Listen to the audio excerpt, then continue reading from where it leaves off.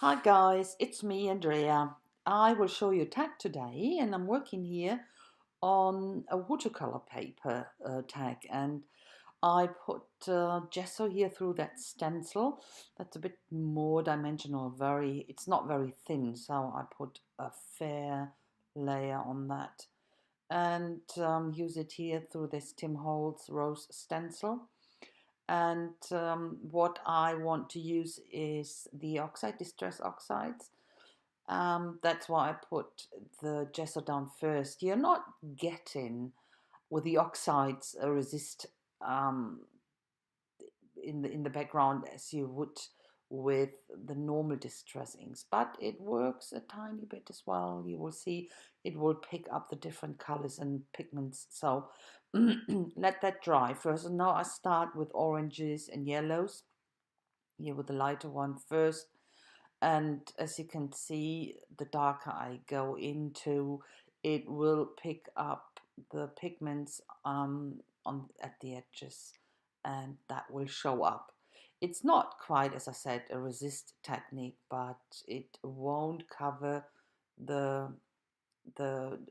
stenciled stuff completely here. That's always nice. It's when you want to have a pure resist technique, it's better to use the distress inks, definitely. Okay, few spritzes of water here to have the different inks a bit separated, that makes always a nice effect.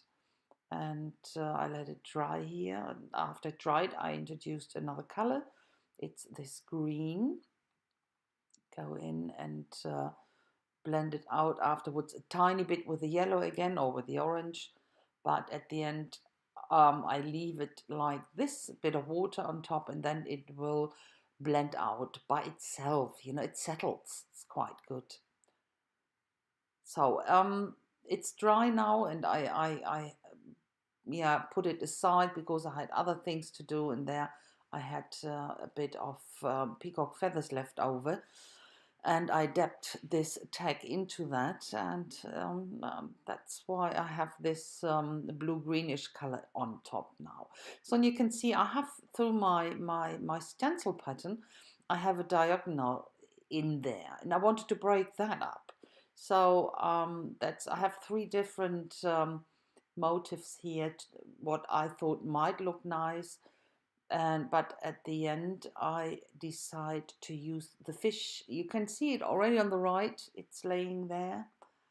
That was a leftover from a project.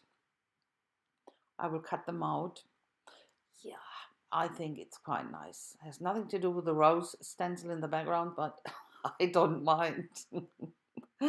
um, the the negative thing is it's stamped on drawing paper. It's no watercolor paper, and I will work with watercolors here. So I need to be very carefully with my layers. It starts peeling quite quickly. It breaks up the surface, of course, and it doesn't take the water that good as watercolor paper does, of course.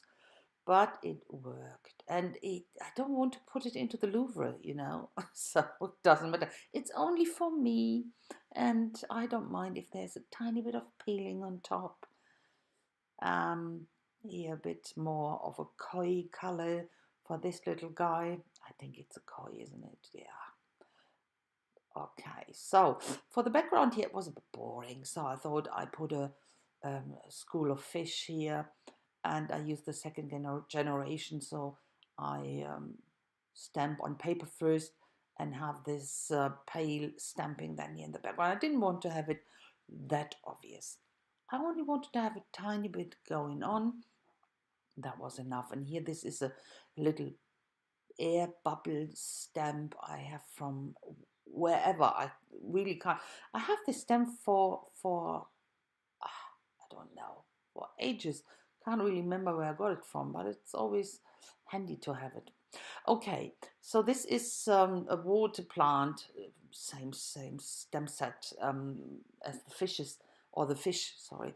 And I wanted to have something vertical, something slim and long, and So I thought that's perfect, and I didn't want to contaminate the stamps, so or the yeah the stamp cushion. So that's why I used a little foam and spritz a bit of water on top because some areas had dried already. So activate it again, cut everything out, and glue it down.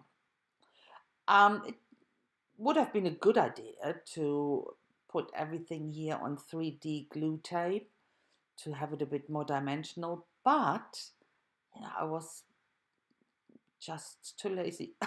I couldn't be bothered. So, but afterwards I thought, that would have looked so nice. Not really looked. It don't know if you can see that good, but I really like to do that. When I look at it, I see it and I really like it. But it doesn't matter.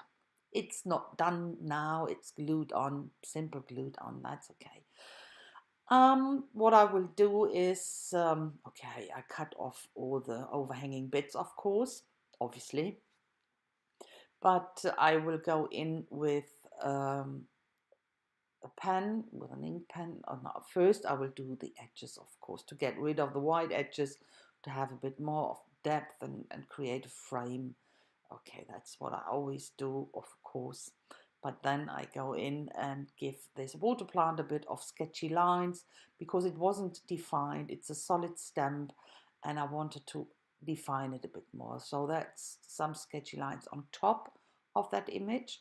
And now I use the Stabilo oil around my images here to shade it with it. And activate it with my water tank brush. And here and there I couldn't get it down properly because the glue that was squeezed out, so I had to go over several times. It's not really sticking to the glued areas there. That's why I pick it up from the Stabilo oil pencil directly with my water tank brush. That works quite good. So some white highlights here with the water on the water bubbles, of course, and then on the fish and on my plant as well. But that's it. Oh, a bit of sparkle, of course. I use a bit of sparkle. Use the sparkle pen because I always think, oh no, first of all, I'm half asleep here. Sorry. First of all, the words, and that's again this fuzzing around where to put it, a bit farther up, a bit more right or left, or farther together, or tied it, and yeah, made a decision then at the end. So pretty quick. As you can see, under the C, I didn't have a C, so I used a C. Same pronunciation, isn't it? So yeah, doesn't matter. And now I use my sparkle pen. Yay. It's wet, it's fish, and they always looking a bit shiny and sparkly. That's why I do it.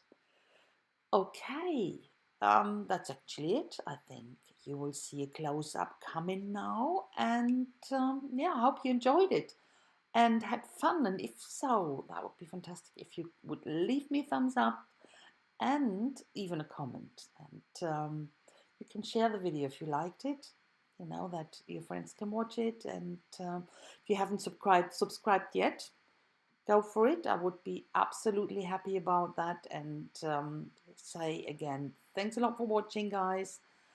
I wish you a fantastic time, and I hope I will see you soon with my next video. So have a fantastic time. Bye bye, guys. Bye bye.